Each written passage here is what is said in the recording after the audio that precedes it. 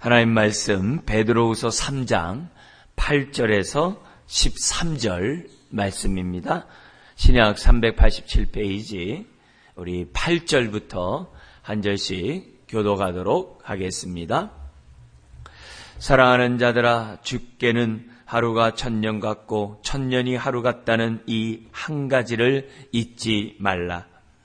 주의 약속은 어떤 이들이 더디다고 생각하는 것 같이 더딘 것이 아니라 오직 주께서는 너희를 대하여 오래 참으사 아무도 멸망하지 아니하고 다 회개하기에 이르기를 원하시느니라.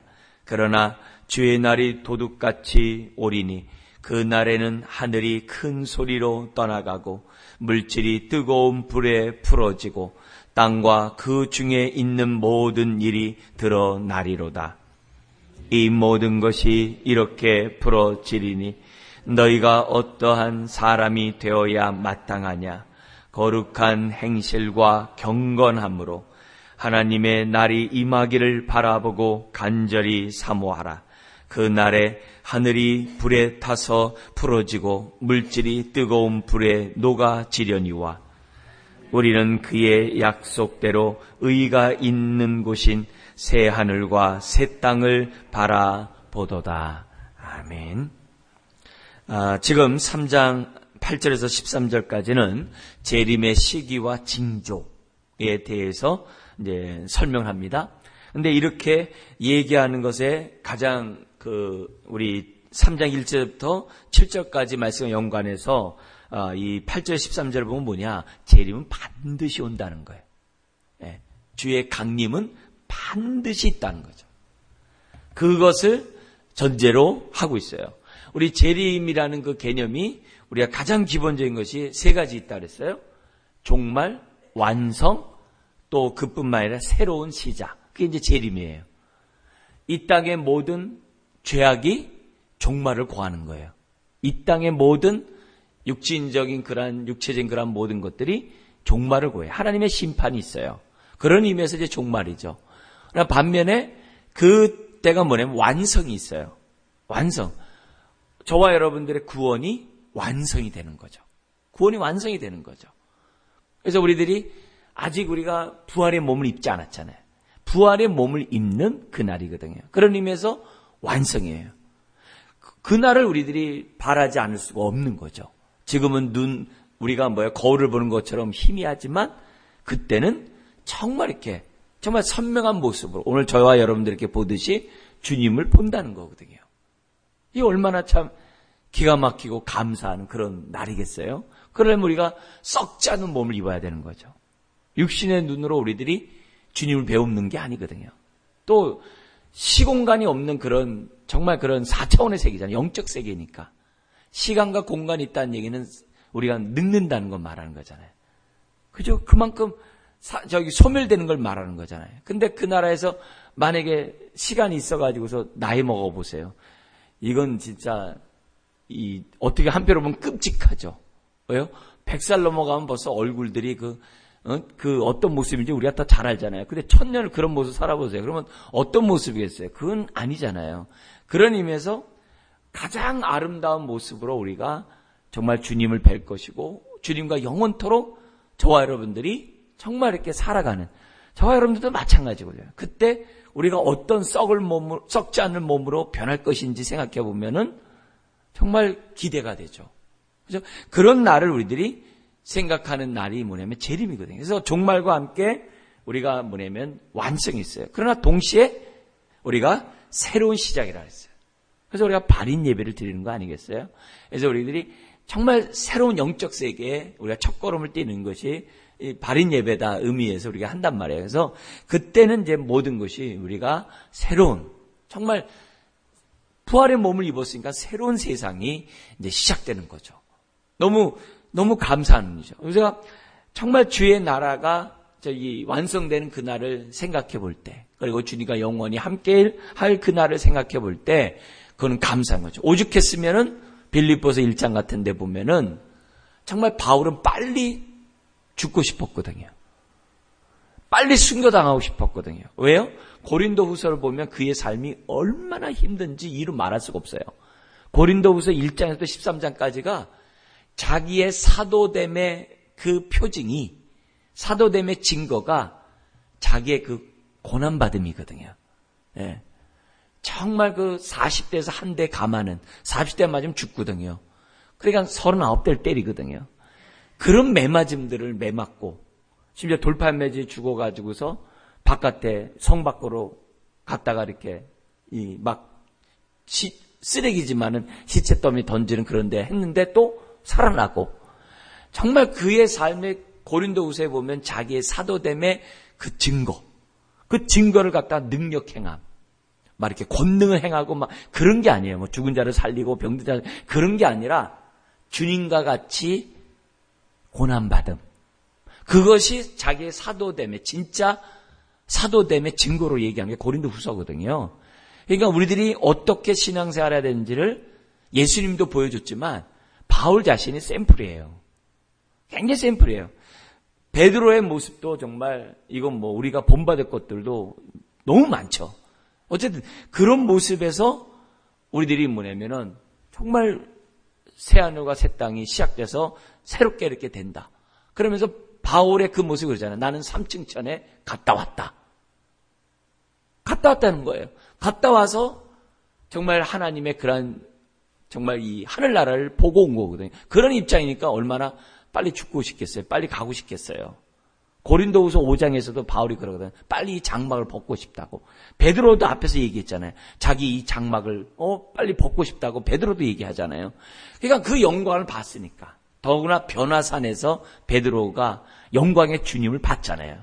모세와 엘리야가 죽음에 대해서 서로 주고받는 얘기를 베드로가 요한과 야고보가 봤잖아요. 그래서 초막셋을 짓자고 했던 것을 알잖아요. 그걸 봤던 베드로니까 빨리 주님과 영원히 있고 싶은 거죠.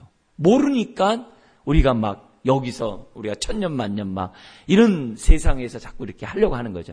여러분, 정말 육체가 있는 한 우리의 근심과 사망과 이별은 우리가 피할 길이 없어요. 그런데 그런 모든 것에 종말을 고하는 것이 이게 재림이거든요. 그러니까 얼마나 우리가 기대하고, 땅콩하고 오징어만 먹는데 뭐가 좋아요? 그렇게 얘기하면 안 되는 거고, 이게 또 다른 그게 있는 거거든요. 또 다른 게 있거든요. 저희 그 둘째 외숙모가 어디에 사시냐면, 이렇게 우리 성도 한 권사님도 거기 고향이더라고요. 백합에 사셔요. 지금 이제 돌아가셨습니다만, 이 백합이라는 곳이 있어요. 백합이라는 게 뭐냐면 문산에서 이 검문소를 제가 갔을 때요. 처음 갔을 때 3번씩이나 이렇게 검문해가지고서 저 끝에요. 바로 산에 올라가면 이렇게 철책이 있는 그 백합이라는 동네가 있어요. 제가 초등학교 때 가면은 거기가 불이 안 들어왔어요. 호롱불이에요. 그럼 제가 서울에서 가면은 그 외숙모가 그래요. 야, 너희 불 나오고 이게 불이 들어오는데 거기 음식을 할 때 이렇게 전기로 하는 게 있다며? 뭐 이런 얘기. 네, 전기로 해요. 그 전기로 뭐 이렇게 빵도 만들고 뭐 한다며? 네, 빵도 만들고 야, 좋겠다, 야. 그거 얼마나 맛있겠냐, 야. 이러면서 시골에 가면은 그 외숙모가 이렇게 얘기를 해요. 뭐, 어쨌냐, 저쨌냐. 호롱 뿌리는 그런 시대이거든요. 그러다가 이제 거기에 이제 불이 들어갔어요. 불이 들어가니까는 그 외숙모가 얘기한다면, 그거 해서 드세요. 그러니까. 야, 뭐 그런 거, 뭐가 맛있다고 그거 갖다 뭐 저거 하냐? 이러면서 뭐냐면, 옛날 생활을 다 잊어버려요. 왜? 지금 생활이, 불들어 이 생활이 너무 선명하고 완전히 다 바뀌어버리니까, 옛날 삶과 완전히 단절되니까, 외숙모가 얘기하면 웃으면서 내가 그랬냐? 뭐 이러면서, 아예 생각조차 안 나면서 그렇게 하세요. 그래서 제가 보면 마찬가지인 거거든요. 아주 전혀 다른 세상이 우리가 가장 살기 좋은 그 날이 그거거든요. 여러분, 계시록에 보면은 요한도 하늘나라에 갔다 왔잖아요. 고난을 당하고 고통 가운데 있는 이 세상, 교회가 풍전등하고 순교하고 정말 교회가 문을 닫고 유리하고 도망가는 그런 상황에서 자신은 반모섬에 유배됐잖아요. 거기서 죽는다는 거거든요. 근데 그 속에서 얼마나 답답하면서 기도했겠어요. 하나님 앞에 얼마나 기도했겠어요. 그래서 4번의 환상을 보여줘요. 그 4번의 환상을 보여준 것이 계시록에 연결해 놓은 게. 그래서 내가 본이라는 것으로 지금 뭐냐면 시작하는 것이 4개의 환상을 연결해 놓은 거란 말이에요. 이 계시록에. 그 중에 두 번째 환상이 뭐냐면 4장 5장이에요. 그 5장이 뭐냐면 저 천국을 보여준 거거든요. 하나님 보좌를 보여준 거예요. 그리고 거기에 또 뭐예요? 어린 양의 보좌를 보여준 거거든요. 그래서 성부 하나님께 대해서 그 네 생물서부터 24장로 천구 천사들이 그냥 막 찬양하는 장면이 4장이고 동일한 찬양이 예수님에게 올려지는 것이 5장이에요. 그리고 그 5장에서 6장 넘어가면서 주님이 그 인을 떼시는 분으로 정말 합당한 분으로 왜? 우리를 위해서 죽으시고 부활한 분이니까 그 인을 떼기에 합당하신 분이다 하면서 인의 재판 가 쫙 열리게 되는 거거든요. 결국 예수님을 이렇게 딱 높이면서 우리가 믿는 예수 그리스도가 누군지를 정말 영광의 보좌 우편에 앉아있는 그 예수님을 누군지를 쫙 보게 하니까 요한의 입장에서 뭐예요? 밑에서는 고난이고 막 고통 가운데 있는데 영광의 주를 보니까 그렇거든요. 또 거기 보니까는 목배임을 당한 자들이 세 번째 환상에서 보면 목배임을 당한 자들이 빨리 주님의 재림이 임하게 되려고. 왜? 고통당하는 그 하나님의 성도들을 볼 때 막 너무 마음이 아픈 거예요. 그러니까 목배임을 당한 그 순교당한 영혼들이 빨리 정말 이 땅에 구원의 완성이 되도록. 그러니까 주님이 뭐라 하냐면 아직 때가 안 됐대. 목배임을 당한 자의 순교자의 숫자가 아직 안 됐다는 거예요. 그런 거 보면 도대체 얼마나 죽어야 되는가 이렇게 생각이 들거든요. 그러나 하나님이 이렇게 순교당하는 게 즐겨하는 게 아니잖아요. 오늘 그 이유가 나오거든요. 뭐냐면 한 영혼이라도 더 멸망치 않고 구원받고자 하는 그 하나님의 그 엄청난 그 사랑과 뜻이 재림이 지연되는 그런 모습이 지금 뭐냐면 계시록의 세 번째 환상에서 나오거든요. 그러니까 이 땅에는 막 그런데 위에 이런 삶이 전혀 다른 거거든요. 그래서 사도 요한이 그러잖아요. 하늘에 14만 4천 명, 땅에 14만 4천 명. 그걸 갖다가 이단들은 자기네 숫자가 14만 4천 문자적으로 해석들을 하고 있지만 그 얘기하는 게 아니거든요. 하늘에 14만 4천과 땅에 14만 4천이 있다라고 계시로 얘기하는데 하나만 얘기를 하거든요. 그런 모습들의 그런 이제 잘못된 그런 해석들이 있어가지고 사람들을 막 혼미케 하지만 어쨌든 정말 그 하늘나라의 그 모습. 모세와 엘리야가 예수님과 변화산에서 얘기를 하잖아요. 그걸 베드로와 요한과 야곱은 딱 알아보자. 모세 엘리야네. 이런 영적인 그러한 통찰력이 있는 그런 세상. 우리가 사모하지 않을 수가 없죠. 근데 그게 뭘 통해서 오느냐? 재림을 통해서 온다는 거예요. 그걸 보여주는 거거든요. 그러니까 갔다 왔던 사람들은 그 날을 얼마나 학습거든. 그렇다고 유령이냐? 유령이 아니라는 걸 부활의 주님이 보여줬잖아요. 그래서 두려움에 떨고 있는 자들에게 주님이 나타나셔가지고서 그들이 먹고 있는 음식을 잡수시잖아요. 그전에 잡수시는 그런 모습에서 제자는 유령이다 이렇게 놀랐는데 그게 유령이 아니라는 거잖아요. 주님이 볼 때 만져보라고 그러잖아요. 그 어떤 부활의 몸인지를 우리들에게 지금 40일 동안 제자들에게 10여 차례 나타나서 보여준 거거든요.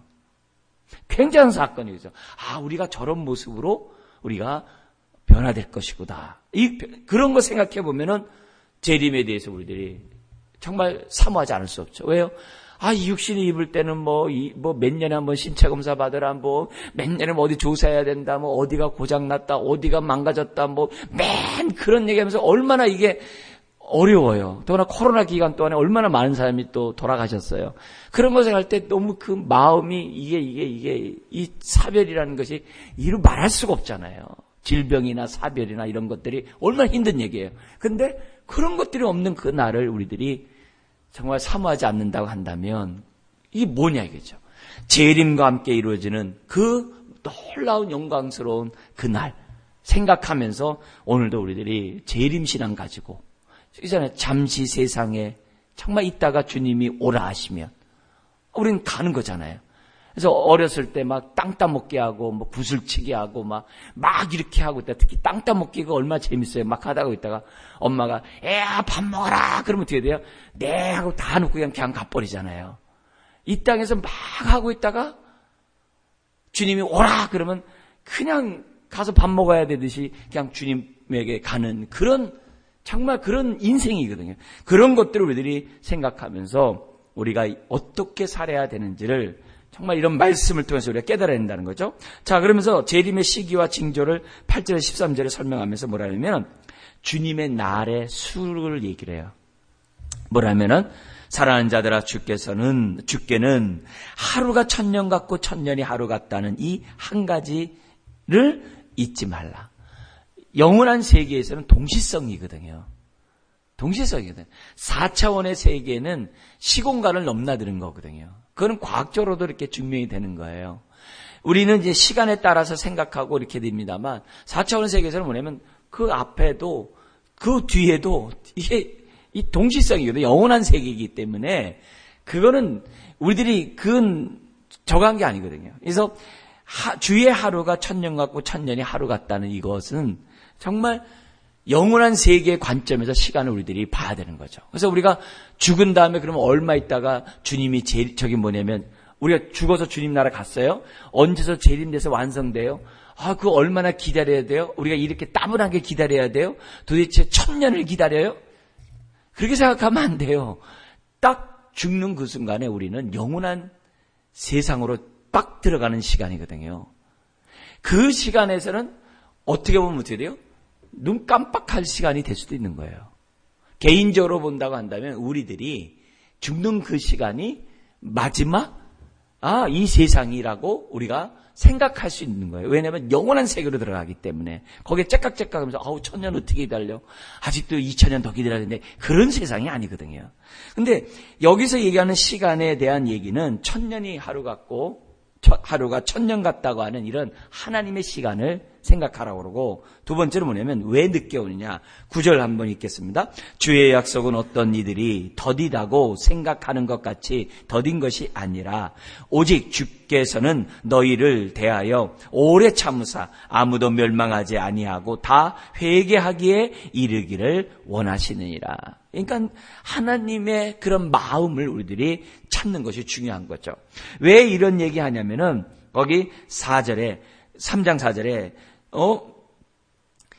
이르되 주께서 강림하신다는 약속이 어디 있느냐. 조상들이 잔후부터 만물이 처음 창조될 때와 같이 그냥 있다 하니. 이게 거짓 선생들이 사람들을 유혹한 거거든요. 그냥 있다. 끝이 없다는 거야. 종말이 없다는 거예요. 그러니까 이들이 어떤 삶을 사는 거예요? 이 땅의 삶을 즐기는 삶을 사는 거죠.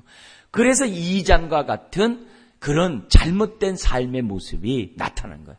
호색과 탐심의 그런 삶이 살아가는 이유가 다른 게 아니거든요. 옛사람에 의해서 살아가는 이유가 다른 게 아니거든요. 재림신앙이 없기 때문이라고 얘기하는 거거든요. 중요한 건 어쨌든 주님이 늦게 오는 이유에는 하나님의 뜻이 있다는 거예요. 선하신 뜻이 있다는 거예요. 선한 목자께서 한 영혼이라도 정말 멸망치 않고 회개하기를 원하시는 이런 모습을, 노아의 방주가 뚝딱 만들어지면은 참 재미없었겠죠. 얼마나 좋아하겠어요. 근데 그 오랜 시간 만들므로 인해서 노아는 뭐라 했어요? 의를 말했다고 했어요. 의를 전했다고 그랬잖아요. 그죠? 의를 전파했다라고 얘기했잖아요.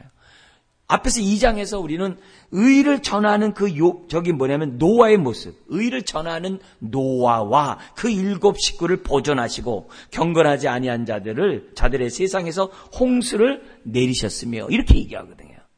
그러니까 그 오랜 시간 지면서 사람들에게 얘기하는 거죠. 하나님에 대해서. 그런 부분들을 우리들이 잊어서는 안 되는 거죠. 여러분, 이 창세기에 나와 있는 그 사람들의 생과 사, 그 연도별로 제가 지난번에는 저 옆 뒤에다가 이렇게 그려놨어요. 그려놓은 그 도표를 갖다가 붙여놨더랬어요. 노아가 살아있을 때 정말 우리들이 볼 때 사람들이 무드셀라 이런 사람들은 어떻게 됐나 막 이런 거 있잖아요. 그 연도를 다 이렇게 연결해 보면요, 노아가 갑자기 툭 튀어나온 게 아니거든요. 네. 벌써 그 전서부터 우리가 익숙한 인물들과 같이 있는 그런 연도가 이렇게 겹치거든요. 그리고 우리 창조과학회에 있는 사람들이 인구를 조사를 했는데 아무리 작은 숫자를 적어도 아담에서부터 노아 시대까지 그 연도를 딱 하면요 70억 명이 나온대요. 이 컴퓨터로 계산을 해가지고 아무리 적은 숫자를 그 인구가 몇이냐 할 때 70억 명이래요. 지금 오늘날 우리들이 사는 인구하고도 이게 같아요. 너무 비슷해요. 최소한의 데이터. 보통 하면 얼마냐? 70억이 아니라 110억이 나오더라고. 110억의 인구가 그 당시에 분포했다라고 보통으로 얘기하면 그렇게 얘기를 해요. 그러니까 이 창조과학회에 있는 그런 과학자들이 그런 데이터를 가지고 인구, 태어나고 죽는 그걸 한 다음에 정말 자식을 낳을 수 있는 그 가능한 그 숫자들을 해놨을 때 그게 그렇게 나오는 거예요. 그러니까 이게 어마어마한 숫자라는 거죠. 그 속에서 하나님의 그러한 심판이 이루어졌고 그 당시에 우리가 잘 알고 있는 그 사람들의 인물들이 그 당시에도 동일하게 불과 얼마 전까지 노아 홍수 나기 전까지 살아있는 것으로 숫자들이 나오거든요. 어쨌든 우리가 주님이 늦게 오시는 이유는 그런 하나님의 뜻이 있는 거예요. 10절에 보면 오실 때 어떻게 오느냐? 도적같이 온대요. 도둑같이 그냥 온다는 거예요. 근데 뭐 한다면 피할 수 없다는 거예요. 그래서 데살로니가 그 교회에게 쓴 종말의 징조를 얘기할 때는 임신한 여인이 해산의 날이 올 때 그 고통이 있잖아요. 해산하는 그 날을 알잖아요. 그 날을 피할 수 없는 거와 같다고 그래요. 주님의 재림은 도둑같이 오는데 그 어떤 누구도 피할 수 없다는 것을 지금 뭐냐면은 10절에 설명하고 있어요. 갑자기 오는 거예요. 그래서 성경에 보면은 한 사람은 성경에 우리 이 사복음서에 보면 둘이서 잠을 자는데 한 사람은 들림 받고 또 둘이서 맷돌 가는데 한 사람은 또 어떻게 들림을 받았다고 그러잖아요. 아니 누구는 자고 누구는 맷돌 갈고 어떤 사람은 밤잠 안 자고 맷돌 가는 그 얘기가 아니라 우리가 사는 이 여기하고 저 반대 지역에 있는 사람하고 시간이 전 반대잖아요. 그러니까 낮이면 밤이고 밤이면 낮이고 그러잖아요. 우리는 잠자는 시간에 거기는 맷돌 갈 수 있겠죠. 주님의 재림이 그런 거거든요. 동시다발적으로 전 세계적으로 일어나기 때문에 그런 비유들이 사복음서에 나오고 있거든요. 그러니까 그때 어떻게 하든지 간에 우리는 아주 동시다발적으로 탁 무슨 구름 타고 오신다고 그래가지고 생중계하고 그런 게 아니라 이게 영적인 세계로 이제 들어가는 이런 상황이기 때문에 한순간에 그리고 10절부터 12절까지는 세상이 완전히 천지개벽이 이루어지는데 핵심은 뭐냐? 모든 죄악이 제거된다. 이게 핵심이에요. 모든 죄악이 정말 다 제거되는 그때가 뭐냐면 재림의 날이라고 10절에서부터 12절에 설명해요. 그래서 거기 보면은 이 11절에 10절 하반절에도 있습니다만 모든 것이 이렇게 풀어지리니 너희가 어떠한 사람이 되어야 마땅하냐. 거룩한 행실과 경건함으로 하나님의 날이 임하기를 사모하고 간절히 사모하는 것이 맞지 않냐. 이렇게 얘기하는데 10절 하반절에도 그날에는 하늘이 큰 소리로 떠나가고 물질이 뜨거운 불에 풀어지고 땅과 그 중에 있는 모든 일이 드러나리로다 하면서 설명을 해요. 근데 이 얘기에 대한 우리 그 핵심은 뭐라고요?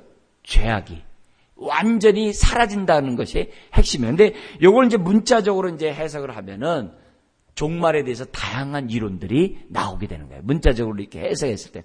여기 이제 드러난다는 단어가 일자 써 있죠. 그 밑에는 타질이라고 이렇게 기록되어 있습니다만 이 단어가 요즘도 사람들이 얘기하더라고요. 예능 프로에서 유레카 이런 표현을 쓰잖아요.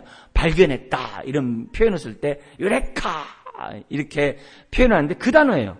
그러니까 드러나리라라는 단어가 이제 발견되리라, 찾다, 나타내리라 이런 말로 번역될 수 있는 단어인데 우리 성경은 드러나는 거로 이렇게 표현을 사용을 했습니다. 그러나 어쨌든 여기 또 심지어는 뭐냐면은 거기 물질 12절에 물질이 뜨거운 불에 녹아지느니와 이 물질이 성경에 많이 쓰여졌어요. 이게 뭐냐면 기본 요소라는 이 땅의 물, 불 이렇게 다 공기 이런 식으로 이루어졌다라고 하는 그 기본 요소 있잖아요. 그 요소라는 이 단어예요. 그 요소가 다 뭐예요? 다 풀어진다는 거예요.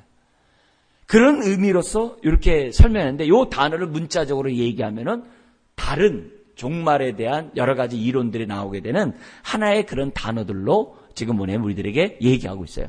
지금 많은 논쟁들이 지금 아직 안 끝났어요. 안 끝났습니다만 우리가 여기서 어쨌든 분명한 초점은 뭐냐면 모든 죄악이 제거된다는 거예요. 예, 그런 것을 우리들이 기본적으로 알아야 되고, 그러면서 13절 뭐라고 되어 있냐면 같이 한번 읽겠습니다. 우리는 그의 약속대로 의가 있는 곳인 새하늘과 새 땅을 바라보도다. 종말이 재림이 끝이 아니라 시작이라는, 정말 그것을 우리들에게 가르쳐주고 있어요. 우리가 영원히 썩지 않은 몸을 입고 주님과 함께 영원토록 정말 교제하며 살아갈 수 있는, 또 저와 여러분들이 영원토록 대면하면서 정말 살아가는 그런 새하늘과 새 땅이 우리들에게 재림과 함께 주어진다는 걸 생각하고, 우리 아까 찬송 부른 것처럼 정말 잠시 이 세상 있는 이 동안에 어떻게 살아야 되는가, 거기 12절에 주의 날이 임하기를 바라고 간절히 사모하며 살아가는 것이 오늘 정말 저와 여러분들이 가져야 될 신앙인 줄 믿습니다. 그렇다고 오늘 하루의 삶을 마음대로 살자는 게 아니죠. 이건 뭐 없어지자, 그게 아니라 정말 하루하루 하나님 나라가 임하고 주의 사랑이 전파되는 하나님의 도구가 되는 저와 여러분들이 되어야 할 줄 믿습니다. 기도하겠습니다. 하나님 아버지, 오늘 우리들이 정말 다시 오실 그날을 사모하며, 그것도 간절히 사모하며 주님을 맞이할 준비를 하는 우리가 되게 하여 주옵소서.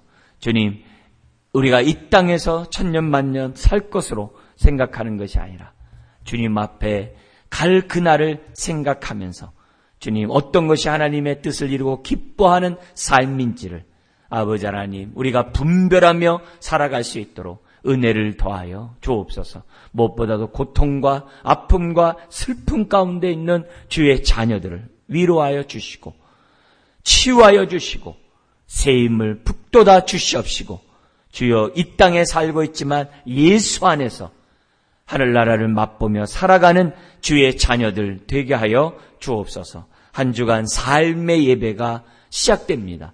삶 속에서 주의 재림을 바라보면서 하나님의 복의 통로들이 되는 주의 자녀들 되게 하여 주옵소서.